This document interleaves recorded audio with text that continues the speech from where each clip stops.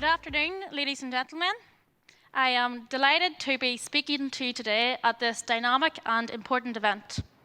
My name is Emer Rafferty and I am the COP26 One Step Greener Ambassador, and I'll be heading out to COP in Glasgow to be a reporter for the Foundation of Environmental Education. I am here today to tell you the view from Gen Z so that you can see this through our eyes.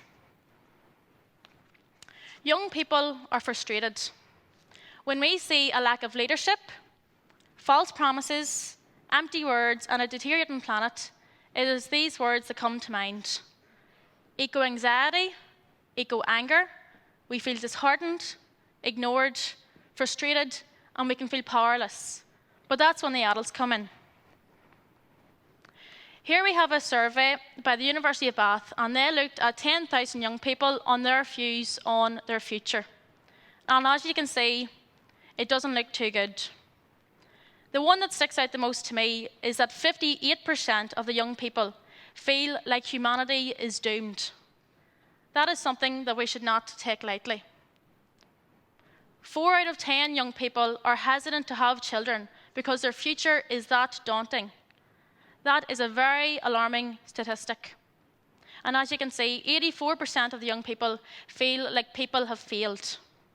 Perhaps this is the reason why. Everybody wants change, but not everybody wants to change.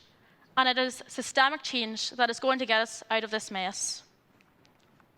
However, there is another side to this story. It is not all doom and gloom. When we see progress, young people feel daring, hopeful, determined, inspired, and courageous. And it is these emotions that we want our young people to have, not the negative ones.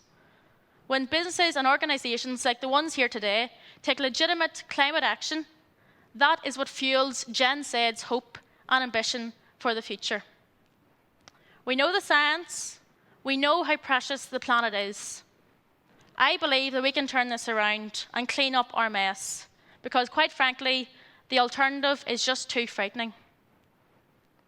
The two key generations involved with this crisis is your generation and my generation. My generation has the passion, your generation has the power. By working together, this combination can make incredible things happen, things that we can be proud of in years to come. I hope that someday I become a grandmother, and my fear is that my grandchild comes to me and says, "Why didn't you do anything when you had the chance?" Well, this is our chance, and we must grasp it with everything that we've got.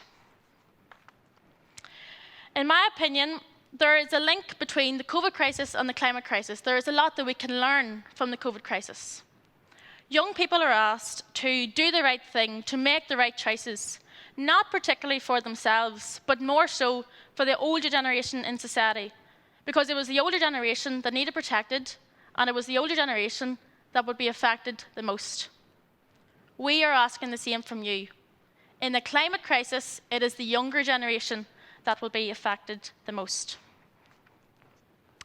Ladies and gentlemen, this is a situation that requires the walk and not just the talk. The decision makers are letting us down. The decision makers must change the language from saying, we must, we should, we will take action, to we are and we have been taking action. The science does not lie. Young people feel like the politicians do. You may be wondering who that good-looking one there in the middle there is. Well, that is me, and I'm sure you all know Greta. My message here is that Gen Z does not view the people on the left-hand side of the screen as leaders. And in my opinion, while not everyone agrees with Greta's approach, I feel like she is more of a leader, because she leads with a purpose, with her heart, and with a vision. And that is what we need. And the people and organisations here today that are also leading by example. You are leading by example through actions and not words, because at the end of the day, it is the actions that gets the job done. If the tables were turned and it was your generation heading for a doomed society, what would you ask of us? Well, I would imagine that a young Michelle O'Neill, a young Paul Givan, or a young Boris Johnson would say, "Emer, get your act together." So, what is Gen Z asking of you and your organisation? Well, you can say no to waste, embrace the circular economy, and be responsible for what we use. You can use renewable energy and embrace the power of the natural world. You could simply plant a tree and value nature. As the saying goes, the best time to plant a tree was 20 years ago, the second best time is now. You could try more of a plant-based diet to make a difference to our planet. And of course, we want you to be ambitious, innovative and collaborative. But we must clarify one thing. Studies show that 100 companies are responsible for 71% of global emissions, and more than half of global industrial emissions since 1988 can be traced to just 25 corporate and state-owned entities. We must put the pressure on the big culprits, the big polluters, and we must put the pressure on the people who are letting them away with it. In the last 8 minutes since I have been speaking to you, I'd like to tell you a few things that the studies have shown. In the last 8 minutes, 11.5 million tonnes of ice has melted. That's leading to increased sea levels, increased risks of floods, and it's making it harder for the animals in those parts of the world to survive. It's not all about the humans. In the last 8 minutes, 8 soccer pitches worth of the Amazon rainforest has been cleared. That is 8 soccer pitches worth of habitats, ecosystems, and resilience to more pandemics. In the last 8 minutes, 1,522 marine animals have died due to ocean plastic, a massive carbon sink being destroyed by human activity. The countdown is on. The clock is ticking. As our very wise speaker Jonathan says in his book, "Move now, move together." Our generations are fortunate or unfortunate enough, depending on your perspective, to be right here, right now, and in the position to do something about it.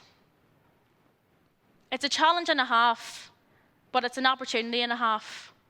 I'm up for it. Gen Z is up for it. Are you up for it?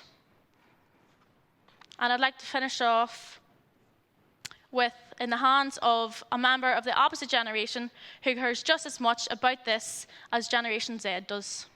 Thank you very much.